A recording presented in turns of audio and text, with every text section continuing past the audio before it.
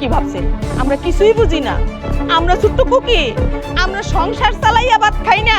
যে একটা সংসারে কত টাকা লাগতে পারে, কত টাকা খরচ হইতে পারে, কি বুইড়া বসে আইসা মাইয়া দিয়া ব্যবসা করেন? চলেন পাসপোর্ট নিয়ে আপনাকে কিন্তু নিয়ে খামো না। আরে আমি কইছি না আমি কোথাও খাইতে যাবো না, আপনি এখন যান।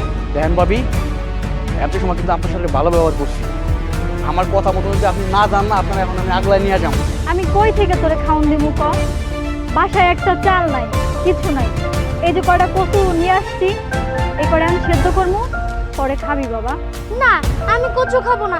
আশেপাশের মানুষ কত ভালো জিনিস খায়, আর আমি কচু খাবো? আমি কচু খাবো না। তাইলে তুই আমারে খা ধর। তোর তার খাওয়ার কিছু নাই, তুই আমারে খা। আমার গায়ে থেকে গোস্ত কাটতে নিয়ে রান্না করে তারপরে খা। আমরা কার কাছে যাবো?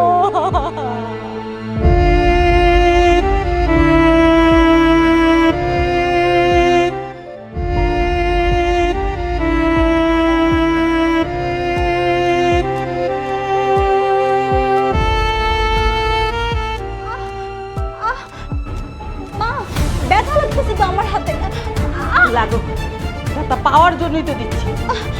আমি কি করছি মা? ব্যথা হচ্ছে মা। ওঠ, মা, এই মুহূর্তে এই বাড়ি থেকে বেরিয়ে যা। এই বাড়ি থেকে বাইরে যাবো মানে?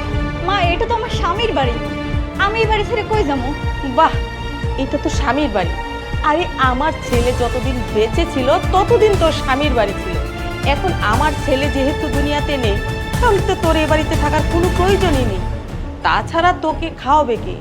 এই 3 বেলা খাওয়া, কাপড় চুপড়, ভরণ পোষণ কে দিবে? হ্যাঁ, আমার এই তৌফিক নেই। তুই এই মুহূর্তে বেরিয়ে যা।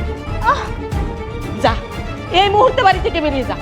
যা বলছি, যা। মা, আমি আমার সন্তানকে রেখে কই যাবো মা?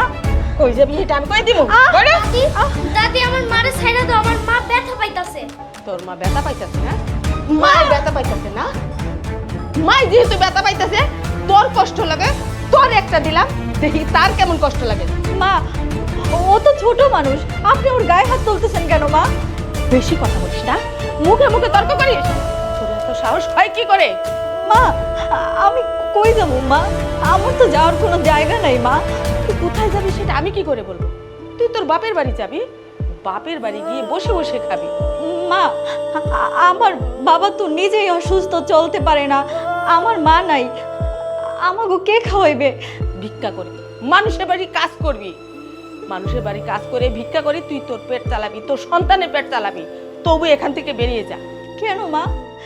সিয়াম তো আপনার ছেলেরই সন্তান, ও কেন এই বাড়িতে থাকতে পারবে না মা?